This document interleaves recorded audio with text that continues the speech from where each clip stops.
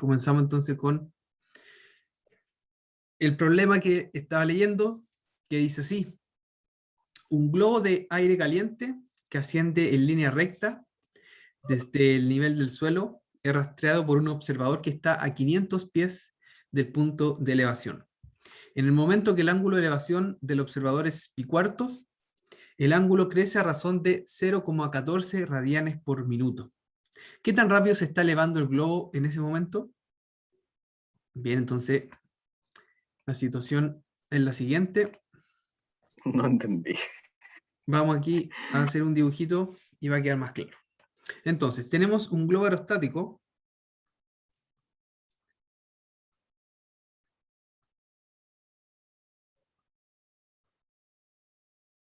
más o menos algo así, que se está elevando. Esto está subiendo. Esto está subiendo. Y a 500 metros,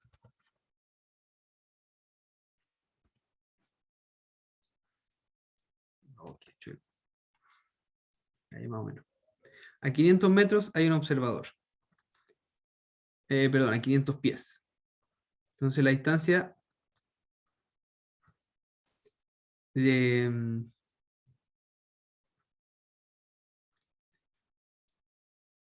del punto de elevación, es decir, si ustedes consideran este punto de acá como más o menos del el centro del globo, ahí es donde se está elevando en esta dirección, es decir, se eleva verticalmente, ¿ya? Sin ángulo, sin nada. Pueden considerar ese incluso como el eje Y, ¿ya? Como el eje Y. Y este globo está elevándose por el eje Y. A 500 pies tenemos un observador que está viendo este globo elevarse, ¿ya?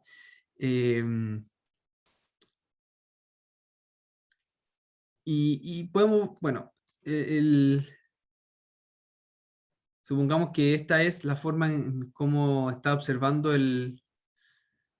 la persona. Ahí está el ángulo, más o menos, me quedó un poco corrido, pero bueno. Entonces, si este es un ángulo alfa, tenemos que esta de acá, en la medida que pasa el tiempo,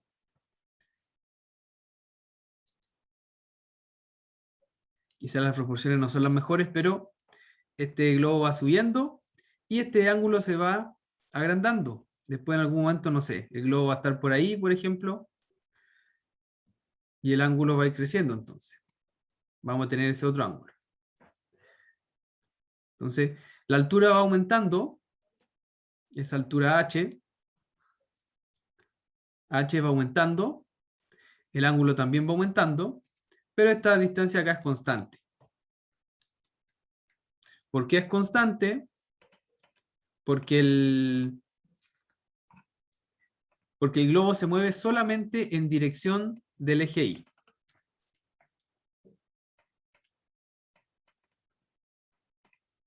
Oh, ¿qué pasó aquí?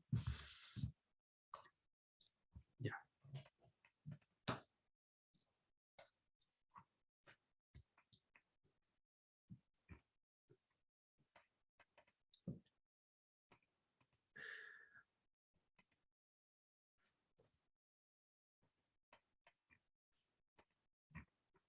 Ya. Ahí sí. Entonces esta distancia le decía que es constante.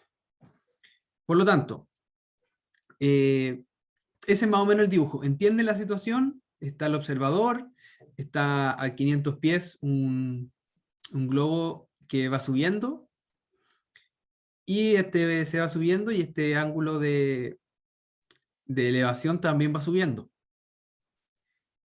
Me dicen que este ángulo alfa, cuando vale pi cuartos, ¿ya? Cuando alfa es pi cuartos, alfa prima vale 0,14 radianes por minuto. Ya es decir, cuando este ángulo vale 45 grados, la velocidad a la que crece el ángulo son 0,14 radianes por minuto. Básicamente esa es la derivada de este ángulo, ya en el tiempo. Ya, antes de pasar como a responder la pregunta, no sé si tiene alguna duda con la situación, con el dibujo.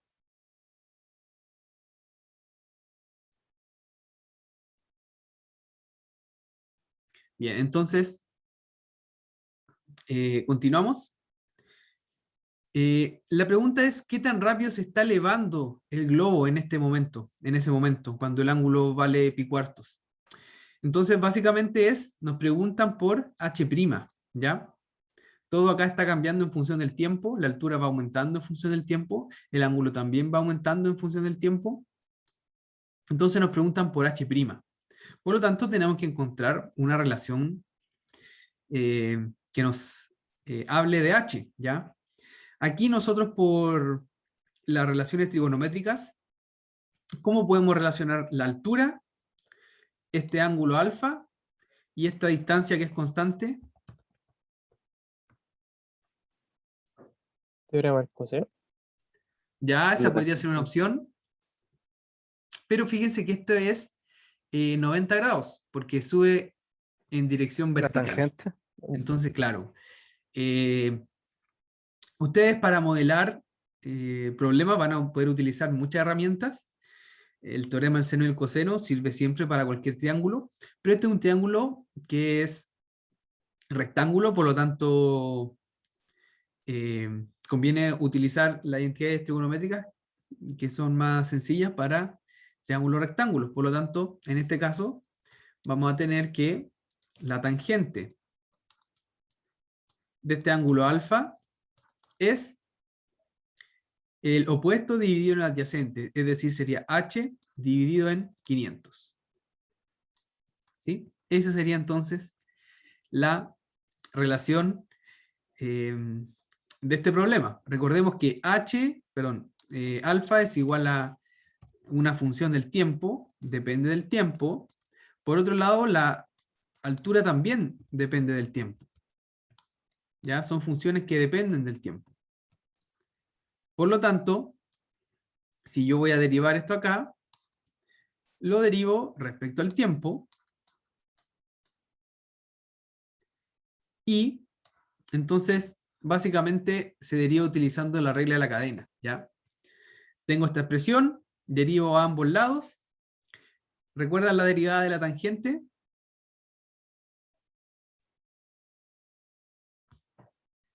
Ya, entonces, para que no estemos tan perdidos, esta es la relación entre h y alfa, y yo busco h' cuando alfa es igual a pi cuartos. ¿Ya? Busco ese h'. Entonces, para encontrar ese h', básicamente voy a derivar esta expresión de acá. Y al derivar esa expresión respecto al tiempo, es simplemente utilizar la regla de la cadena. La derivada de la tangente es secante al cuadrado. Me queda secante al cuadrado de lo que está adentro, que es alfa, por alfa depende del tiempo, entonces me sale la derivada de alfa. Como yo no conozco la expresión de alfa, simplemente voy a poner alfa prima, que representa la derivada de alfa. Por otro lado, al lado derecho de la igualdad tengo h dividido en 500. H depende del tiempo, 500 es una constante, entonces el 1 dividido en 500 sale simplemente, y al derivar h me queda h'. Y esa sería la expresión. Nada más que eso. Y ahora, como me piden la rapidez en que se está elevando el globo, es decir, h', cuando el ángulo es de pi cuartos, simplemente tengo que reemplazar esos datos, pi cuarto y 0,14 en h', perdón, en alfa prima. Entonces, si quieren ustedes pueden despejar, pero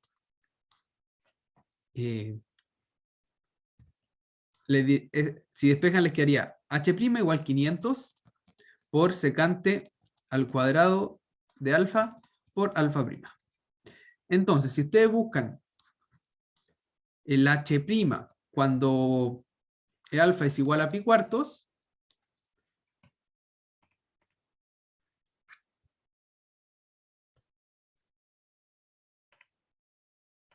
cuando alfa es igual a pi cuartos, tienen que entonces reemplazar.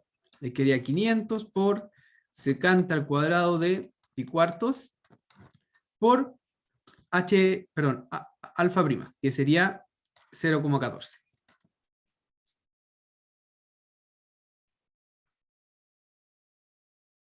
¿Sí? Y entonces, bueno, les queda 500 por secante es 1 dividido en coseno.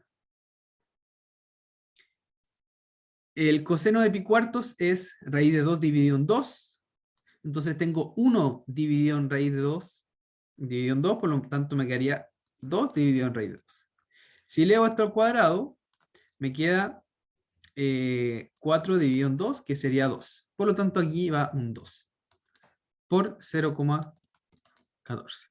Si multiplico, me queda 2 por 500.000 y por 0,14 es 114, si no me equivoco. Y estos serían pies por segundo.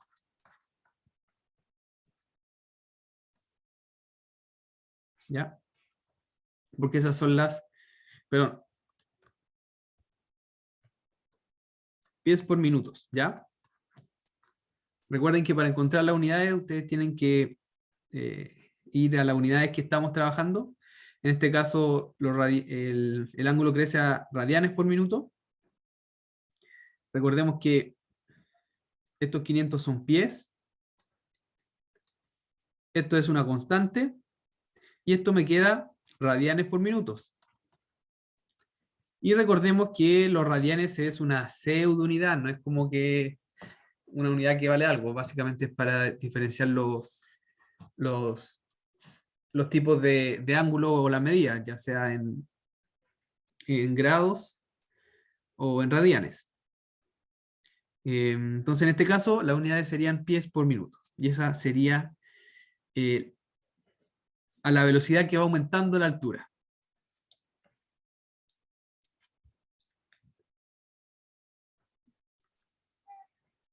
Entonces, ¿tienen alguna duda con este ejercicio? ¿Tienen alguna duda? Profe, ¿Sí? para todo este tipo de ejercicios, la única forma de practicar o de intuir qué cosa hacer es haciendo más ejercicios, ¿cierto? Porque Sí, sí, es lo mejor. no descargué el PDF de la clase y no tenía nada de fórmula ni ninguna instrucción, nada, son puros ejercicios. No, no, es solo hacer ejercicios, solo... básicamente lo más complejo es modelar. Modelar, quizá haber llegado a esto, a esta expresión que ustedes ven acá, que en este caso no era tan difícil, hay otras que va a ser más difícil, pero básicamente es practicar cómo modelar la situación, porque siempre al final, perdón, lo que nos piden es básicamente derivar y ocupar la información que tenemos, ¿ya? Entonces, de ahí para adelante, casi siempre hacen lo mismo, derivar y utilizar la información. Pero para llegar a lo que hay que derivar, eso ya es un poquito más complejo porque depende de cada problema. Entonces, eso tienen que ustedes ir desarrollándolo haciendo muchos problemas.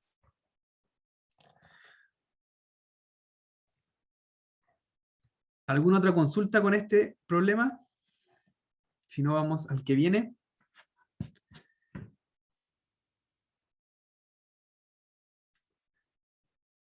Bien, entonces vamos al que viene para seguir practicando. Ya, este para mí es un poquito más complejo.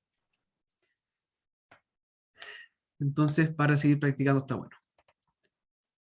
Bien. Dice así, la altura de un triángulo disminuye a razón de 2 centímetros por minuto. La altura de un triángulo disminuye a razón de 2 centímetros por minuto. Mientras que el área del mismo disminuye a razón de 3 centímetros cuadrados por minuto. ¿A qué ritmo cambia la base del triángulo cuando la altura es igual a 20 centímetros y el área es de 150 centímetros cuadrados? Entonces, tenemos la siguiente situación. A ver, aquí hay triángulos. Ahí. Supongamos que ese es el triángulo. Nosotros sabemos que la altura es una línea recta que comienza ahí y termina acá, justo en 90 grados. Ahí en 90 grados. Entonces, si yo le pongo H para denotar la altura y B a la base, yo sé que el área de este triángulo la puedo calcular como base por altura dividido 2. ¿Sí? Esa es la base por la altura dividido 2 me da el área del triángulo. ¿Sí? Entonces, esa es básicamente cómo yo puedo relacionar la base, que es lo que me piden, con la altura y con el área. ¿Sí? Entonces, altura es igual a, perdón, área es igual a base por altura dividido 2. Entonces, les recomiendo ir recordando igual cómo se calculan las áreas de las diferentes figuras geométricas, también los volúmenes de los conos, de un cilindro, de un paralelepípedo, de figura en general, porque se suelen utilizar harto en estos problemas, ya para que ustedes puedan modelar la situación. Entonces, bien, tenemos el triángulo, tenemos la altura, la base. Me dicen que la altura del triángulo disminuye a razón de 2 centímetros por segundo. Ya, es decir, esta altura va bajando. A ver si es que yo puedo, si es que trato de hacer un poquito eso. El dibujo nunca me va a quedar bien, porque aparte no sé cómo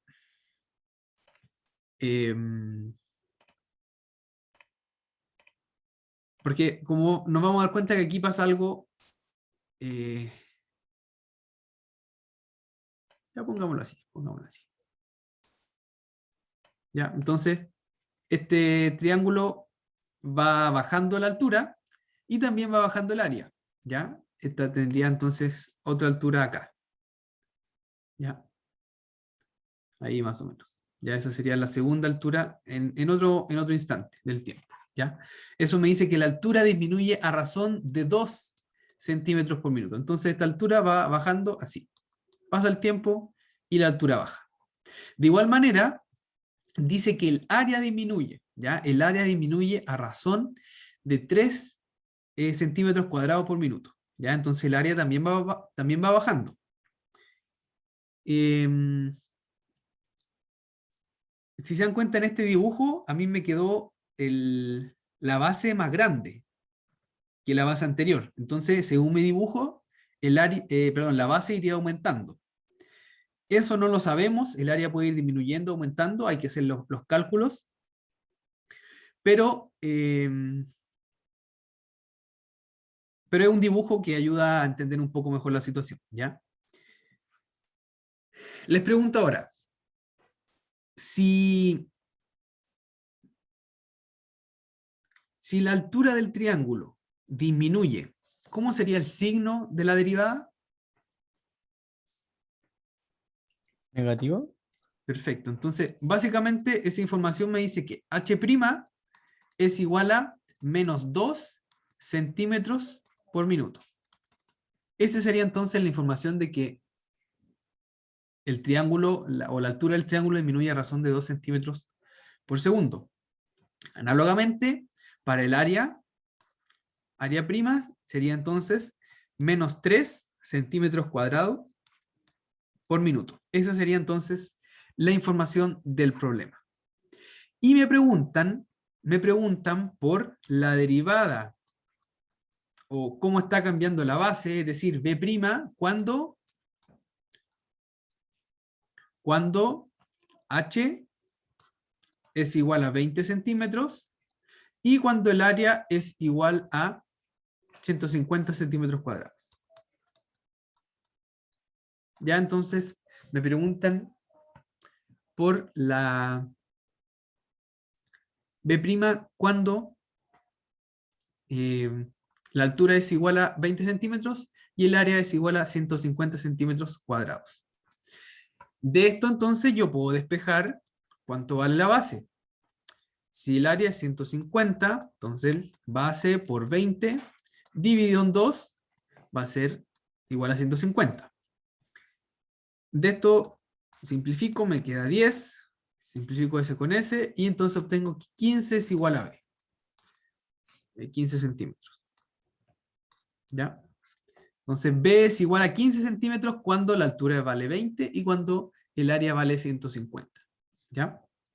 Por lo tanto ahora ya tengo prácticamente todo para calcular B'. Y eso se hace con la expresión que escribimos arriba, A igual a B por H dividido en 2. Entonces, aquí nuevamente tenemos que recordar que todas estas cantidades A, B y H dependen del tiempo. Nosotros queremos calcular a cuánto varía la base en función del tiempo, en un instante determinado. Por lo tanto, derivamos esta expresión respecto al tiempo. ¿Por qué le recalco en esto? Porque eso me dice respecto o qué regla de derivación debo utilizar. En este caso tengo un producto, por lo tanto tengo que derivar un producto. Entonces, bien, por el lado izquierdo es simple, me queda simplemente A'. Por el lado derecho, como les decía, tengo un producto, entonces la regla del producto me dice que derivo la primera cantidad, B', mantengo la segunda sin derivar, H, más derivo la segunda y mantengo en la primera constante. Es decir, me quedaría B por H'. Y el 2 se mantiene igual, ¿ya? Porque es una constante. Entonces, de esa manera, encuentro el B'. Aquí ustedes pueden reemplazar inmediatamente o, si quieren, pueden despejar.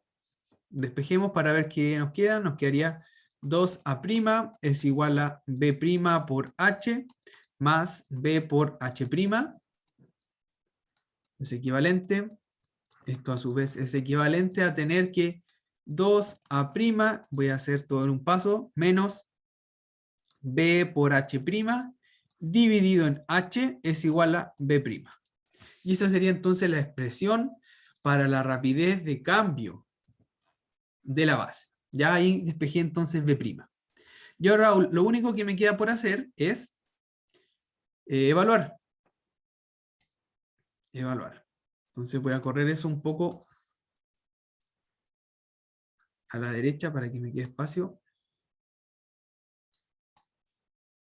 Y entonces, si yo evalúo, me va a quedar que B' va a ser igual a 2H'. ¿Cuánto era? Perdón, A'.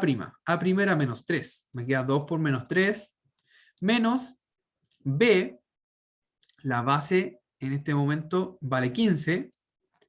15 por H'.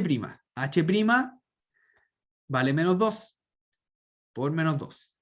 Dividido en H. H en este momento vale 20. Ahí está, 20. Entonces, si desarrollamos esto, me queda menos 6. Ahí me sale un más 30 dividido en 20. Y esto es lo mismo que menos 24 dividido en 20. Si simplifico por... Perdón, 24 dividido en 20, positivo. 24 dividido en 20, si simplifico por 4 me queda 6 dividido en 5, que es 1,2.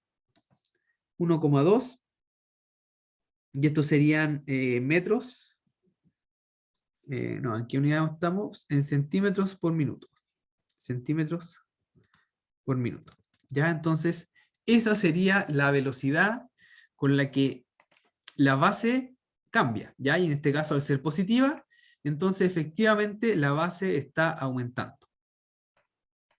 Ya la base está aumentando. Entonces el dibujo que yo hice al principio es más o menos representativo para este caso, ya porque la base va aumentando. Bien. ¿Alguna pregunta con este problema? Sí, profe, a mí me dio la duda ahí cuando derivó A. ¿Por qué quedó como B' por H más B por H'? Sí, Eh, porque recordemos que h y b son funciones del tiempo.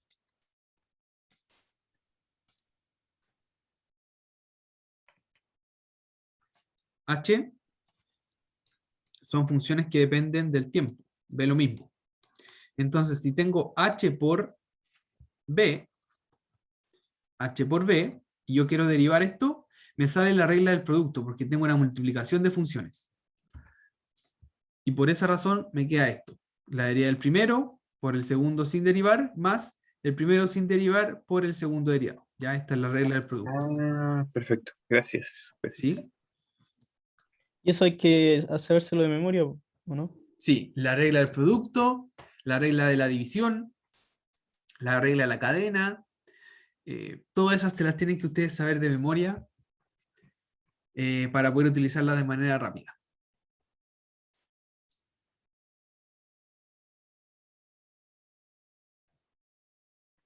¿Alguna otra pregunta?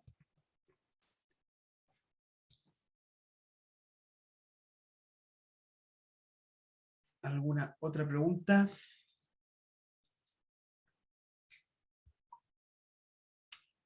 Bien. Entonces vamos a ir ahora a otro tema. Les recomiendo seguir haciendo ejercicios de estos y cualquier duda me pueden escribir. Si es que no se le ocurre cómo modelar algún problema, ahí lo podemos ir revisando. Bien, vamos entonces a derivadas de orden superior. Aquí un cambio de tema.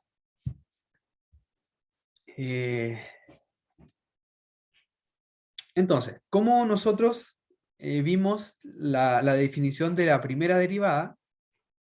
Que corresponde, bueno, ya sea a la pendiente de la función puntualmente, o a la rapidez de cambio, como veíamos en estos ejemplos.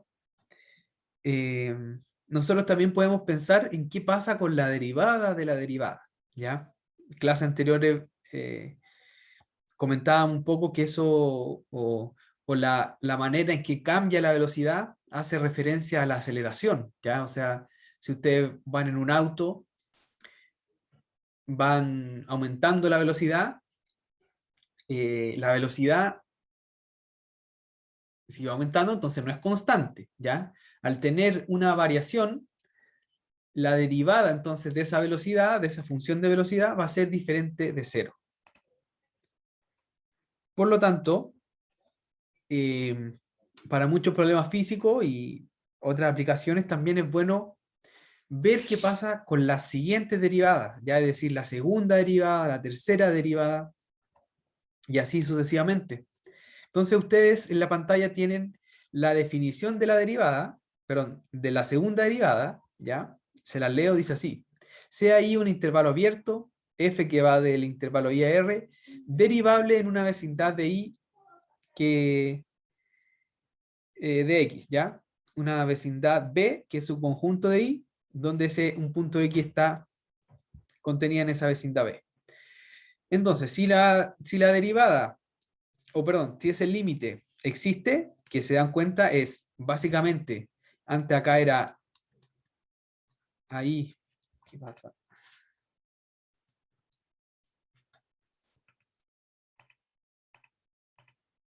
Ahí.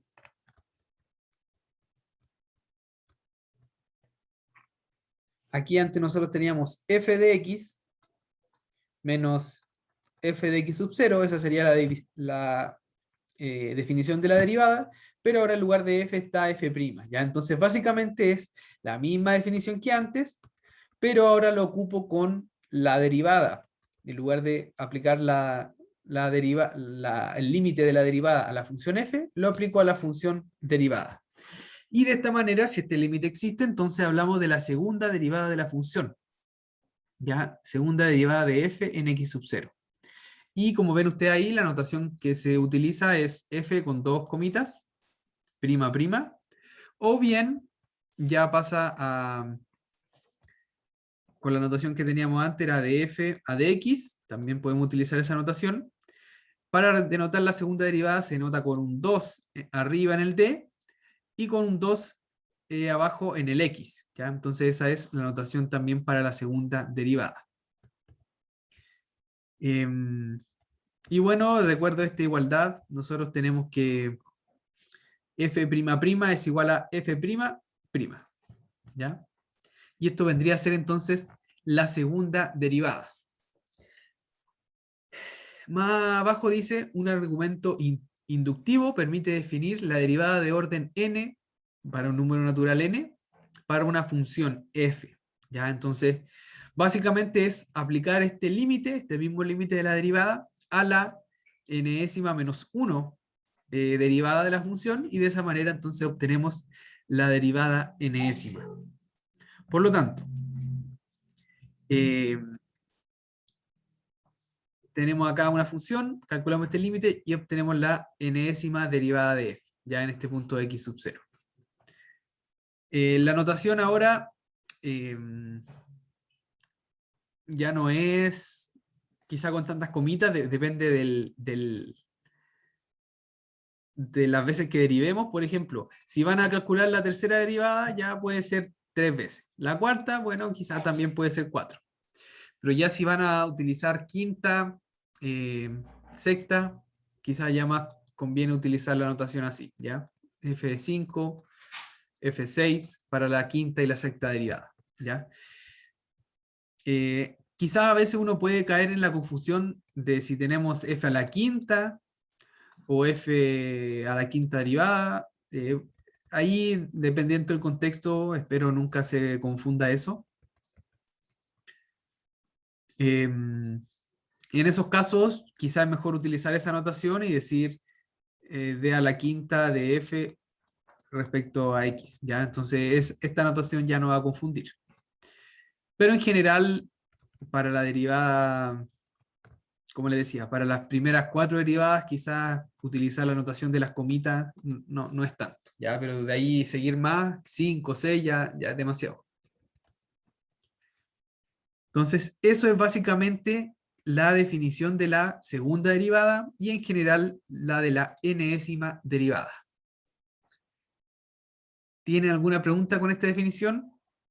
Básicamente la misma definición de antes. Las aplicaciones las vamos a ver ahora, o los ejercicios. ¿Tienen alguna pregunta?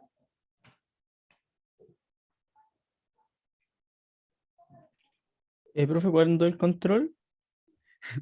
Ya, a ver. Ya, mejor me recuerdan responder eso al final Ok. para ir avanzando, pero ahí lo revisamos, ¿ya? Ya, ¿no hay otra duda respecto a esto?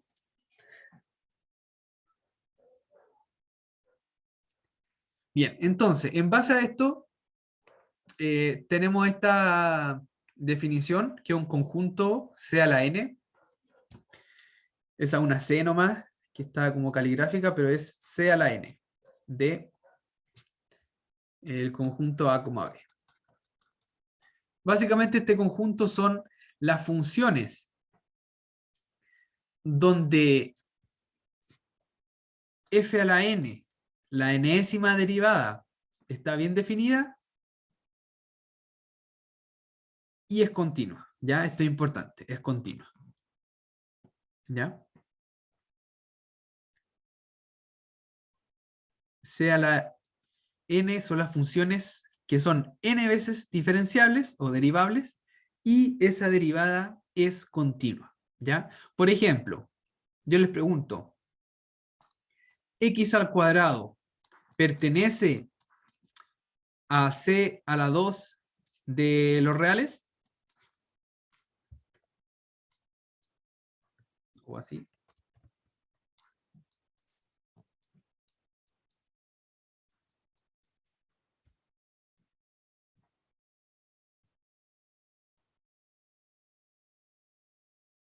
X al cuadrado pertenece al conjunto C a la n de los reales.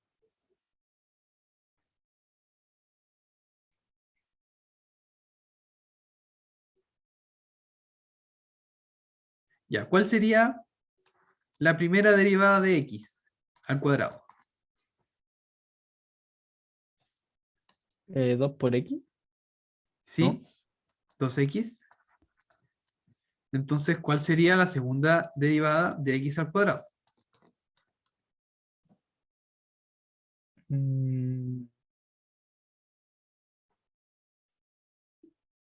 Eso era del Dos, producto, ¿no? ¿verdad? Exacto. 2. Sí, acá no es necesario hacer producto ni nada porque es una constante por X. La constante sale hacia afuera y me queda la derivada de X, que es 1. Por lo tanto, la derivada, si ustedes quieren, sería 2 por 1. Y esa sería entonces la segunda derivada. La función 2 es continua.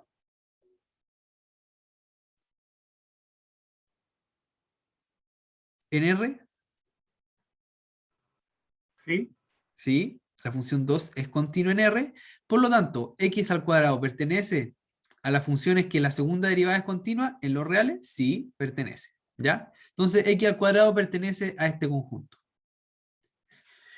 Y bueno, ahora yo les pregunto, X al cuadrado pertenece a C3 de R.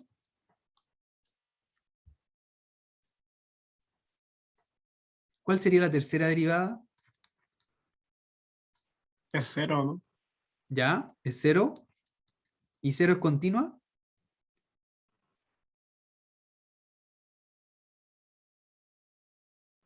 No sé. ¿Se acuerdan de cuál es la definición de continuidad? O gráficamente, que no tenga saltos, ¿verdad? Que yo no sea necesario que yo levante el lápiz. La función 0 es básicamente el eje X, que no tiene saltos, por lo tanto sí es continua. Análogamente con la función 2, que pasa por ahí, también es continua. 2. Entonces esta sí, también pertenece. Y en general, si uno sigue derivando la función 0, ya le queda 0, la cuarta derivada va a ser 0, la quinta derivada va a ser 0, la sexta derivada va a ser 0. Entonces, al final esta función x al cuadrado está en c a la n para cualquier número natural, ya porque cualquier derivada va a ser continua, ya porque siempre va a ser 0 de ahí en adelante. Entonces, no sé si esta es la notación que vamos, no creo que ustedes llegan a ver esto, pero uno puede decir que x al cuadrado está en c infinito de r, ya porque tiene infinitas derivadas continuas, ya. O no sé si es la notación que se utiliza ya, pero se los dejo ahí nomás como dato curioso, como comentario. Bien, entonces ese sería un ejemplo de primera derivada, segunda derivada y tercera derivada continua. Ya si se dan cuenta, x al cuadrado también pertenece a C1 de R. ¿Ya? Aquí yo estoy utilizando R porque son funciones continuas en todos los reales. Aquí la definición está con un intervalo, pero bueno, también se puede poner R. ¿Ya? Bien, esa sería entonces la definición de la derivada de orden superior y el conjunto C a la n. Vamos entonces a algunos ejemplos. ¿Ya? Tenemos el siguiente ejemplo ahí en pantalla. Me dan la función... Ah, no. Primero vamos al ejemplo 1. Sí, ejemplo 1. Me dicen sea f de x igual a x a la n y me piden calcular la derivada késima, pero cuando k es igual a n. ¿Ya? Y también para k mayor que n. Entonces tengo la función x a la n y me piden calcular la derivada késima cuando k es igual a n y para k mayor que n. Entonces vamos viendo por orden. ¿Qué pasa? ¿Cuánto sería la primera derivada de f?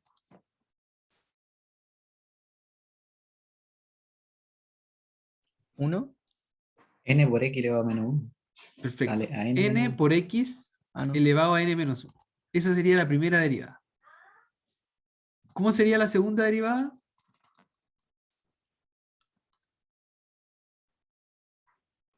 N-1 por N por X elevado a N-2. Perfecto. Entonces, ¿cómo lo voy haciendo?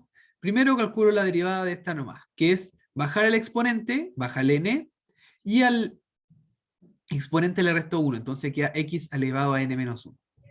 De esa manera, para obtener la segunda derivada, entonces derivo la primera derivada, que vuelve a ser una función potencia. Entonces, me quedaría el n, que ya está, ahora bajo el exponente nuevo, que es n menos 1, y al exponente, que era n-1, le resto 1, entonces queda n-2.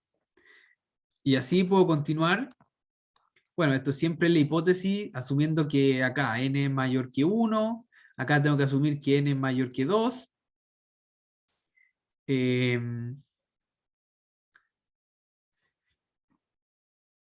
Aunque acá no dice que n es un número natural, ¿ya? Pero yo, para no complicarse tanto, diría que n pertenece a los naturales, ¿ya?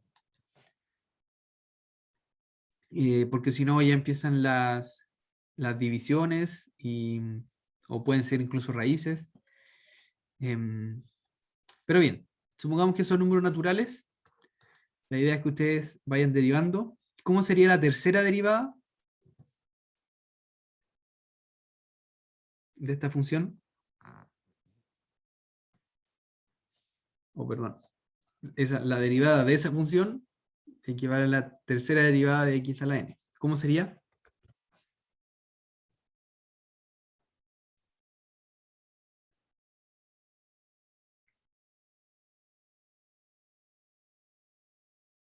¿Cómo sería la tercera derivada? N por N menos 1 por N menos 2 y X elevado a N menos 3. Ya, perfecto. Y así sucesivamente, ¿cómo sería la késima derivada?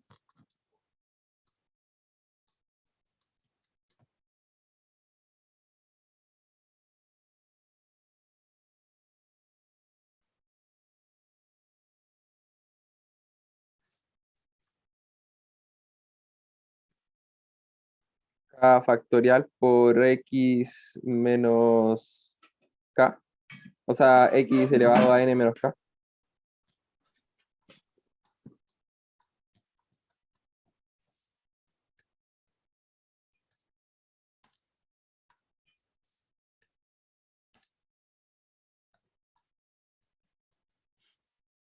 Ya, más o menos, más o menos. Esto está bien, esto de aquí está bien, eso de ahí está bien, pero aquí hay un detalle. Yo creo que la idea del factorial es muy buena, pero hay que notar que sería como n factorial, si se dan cuenta, porque parte del n por n menos 1 por n menos 2, pero no llega hasta el 1, ¿ya? Entonces, antes de poner la notación con factorial, voy a poner cómo debería ser por extensión, que sería n por n menos 1 por n menos 2 por así sucesivamente hasta n menos k más 1.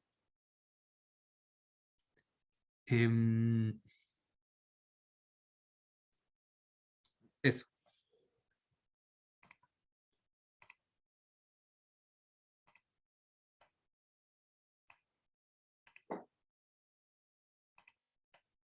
¿Y por qué menos k más 1? Porque si se dan cuenta, la derivada sale con el n pero el número que le resto al n es un número 1 menor que el k, ¿ya?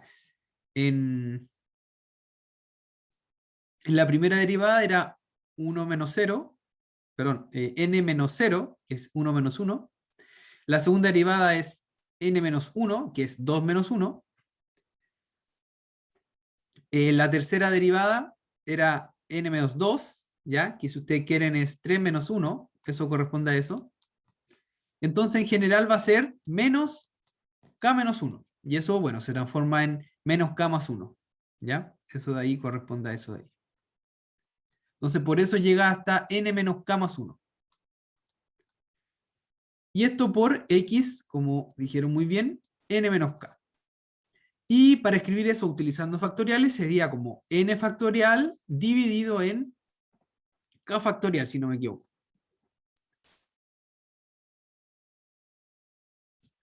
Por x a la n menos k.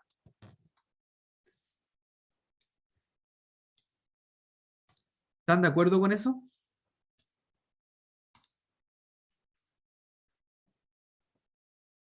A ver, a ver, a ver, a ver, a ver, a ver, a ver. Creo que no está bien.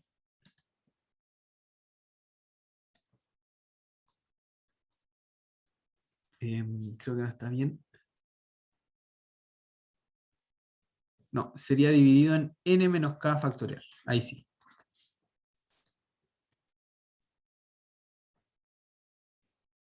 Ahí sí. Mis n's parecen h, n.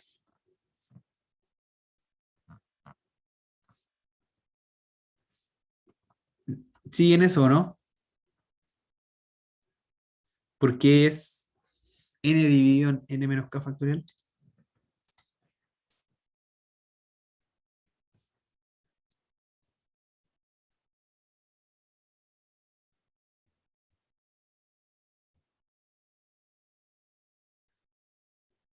Bien, bueno, Estoy eso es de intentando manera asimilarlo general. todo, ¿Sí? ¿Alguien comentó algo? que estoy intentando asimilarlo todavía. Ya.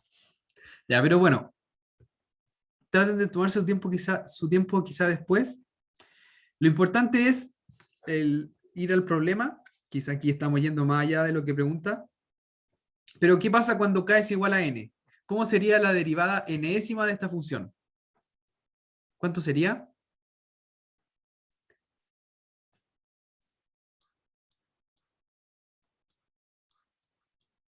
La derivada enésima. N factorial, Ya, muy bien, n factorial. Y la otra que preguntan es, ¿qué pasa cuando cuando k es mayor que el n? ¿Cuánto sería la derivada? Entonces, si caes qué, si k es mayor que n, ¿cuánto sería la derivada késima de la función f de x?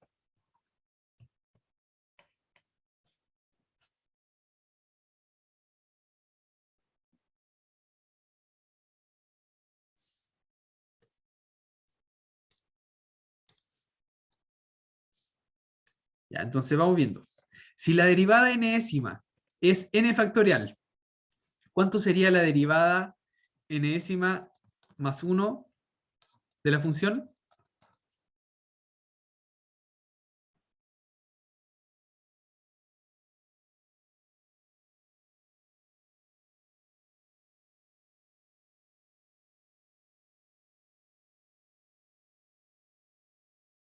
¿Qué función tengo que derivar? Esta de acá, ¿o no? Y el factorial, n factorial, depende de x. N factorial no, no depende de x, por lo tanto una no, función constante. Entonces, ¿cuánto sería la derivada enésima más 1?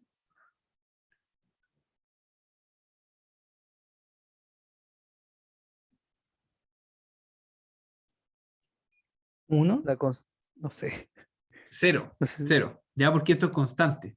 Sí, pues, es constante, Es constante. constante. Entonces, la derivada que viene después es cero.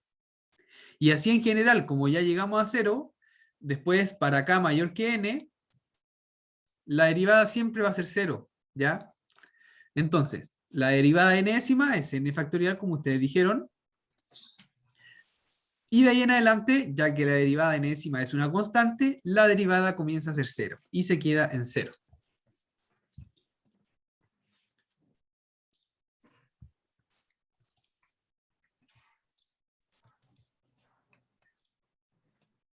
Y eso sería entonces la derivada n décima y k décima para k mayor que n de esta función. Ya traten de repasar esto y sobre todo quizá este, ¿ya? No era parte del ejercicio, pero se los quise mostrar y si ustedes pueden repasarlo después sería bueno. Voy a borrar eso. Bien. Vamos ahora a un ejemplo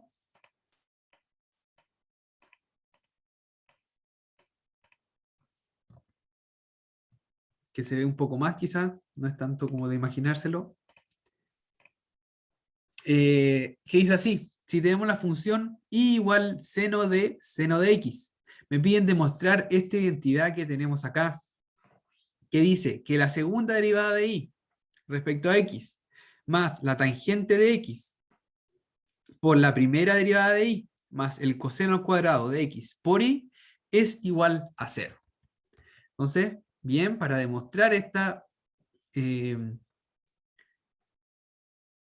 identidad, básicamente hay que calcular las derivadas. Entonces, bien, calculemos y'. ¿Cómo sería y'? Bien, por la regla de la cadena, debido a que tenemos una composición, sería la derivada del seno, coseno de seno de x, porque tengo esa composición, y ahora tengo que derivar lo que está dentro del seno, que sería Seno de otro X. seno. Claro, coseno de x. Entonces, la derivada en este caso de la función sería coseno de seno de x por coseno de x. Y esa sería entonces la primera derivada. Ahora, para calcular la segunda derivada, tengo que derivar esta de acá, y esta derivada, perdón, esta función tiene un producto y una composición. Por lo tanto, tengo que aplicar esas dos reglas. Ya, para ser un poco más ordenado, voy a hacer primero la regla del producto, que me dice que tengo que derivar el coseno del seno de x, que sería derivar eso entonces, por el segundo sin derivar, coseno de x, más el primero sin derivar, que sería coseno del seno de x, por el segundo derivado, que voy a poner coseno de x'. Ya, esa sería la regla del producto. Ahí estoy aplicando la regla del producto. Y ahora, para encontrar explícitamente, bueno, derivo las funciones que tengo que derivar. Coseno de seno de x, derivado, sería, primero derivo el coseno, sería menos seno del seno de x. Y esto me queda multiplicado por la derivada del seno. La derivada del seno es coseno. Y por este otro coseno me quedaría coseno al cuadrado de x. Más lo que está abajo, coseno del seno de x por la derivada del coseno, que es menos seno. Entonces voy a poner ahí un menos seno de x. Y esa sería entonces la segunda derivada de esta función, que tenía regla del producto y regla de la cadena. Antes de continuar, ¿hay alguna duda con estas derivadas? ¿Con la primera o con la segunda?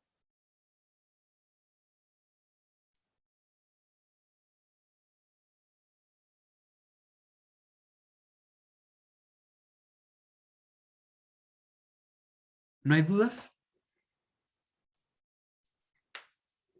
Bien.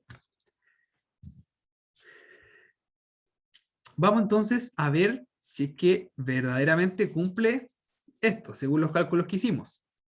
Entonces, tengo que, a la segunda derivada, que sería eso que está ahí, entonces reemplazando,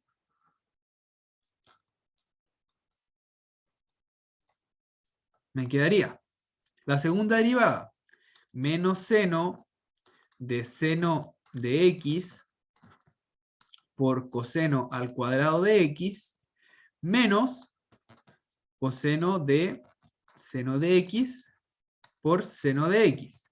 Eso sería la primera parte. Recordemos que, bueno, voy a escribir acá igual la identidad, que era y', lo voy a utilizar esta notación, y' más tangente de x por y' más tangente de x por y' más coseno al cuadrado de x por y igual a 0. Esa es la identidad, ¿cierto? La que está arriba. Entonces ahora estoy reemplazando en esa identidad. Acabo de reemplazar ahí y segunda. Y ahora entonces me quedaría más tangente de x por y'. Y' nosotros calculamos y es coseno de seno de x por coseno de x. Entonces me queda coseno del seno de x por coseno de x. Y por último me queda más coseno al cuadrado de x por y. Y y es seno del seno de x. ¿Ya? Y eso a mí me debería dar 0. Ahora, para eliminar términos semejantes, notamos acá que tenemos un menos seno del seno de x por coseno cuadrado de x, que es lo mismo que tenemos acá, pero con signo positivo. ¿Ya? Entonces, este término de acá se va con ese. Por otro lado, si se dan cuenta, acá tenemos una tangente. La tangente, yo la puedo escribir con la identidad. Entonces, ya, eliminamos esos términos y esto me está quedando entonces menos coseno del seno de x por seno de x.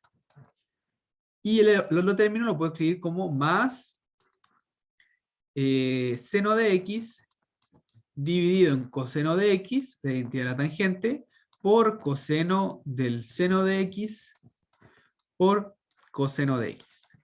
Entonces, simplifico los cosenos, simplifico esos cosenos de ahí, y si se dan cuenta me quedan seno de x por coseno de seno de x, que corresponde al mismo término de arriba. Entonces puedo simplificar ese término con ese, y por lo tanto la identidad se cumple y es igual a 0. Esto entonces sería igual a 0. Igual a 0.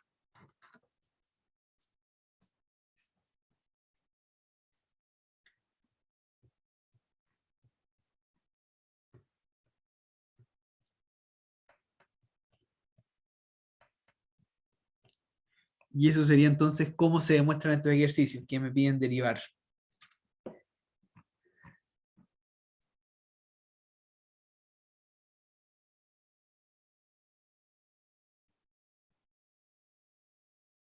¿Alguna duda con este problema? ¿Alguna duda?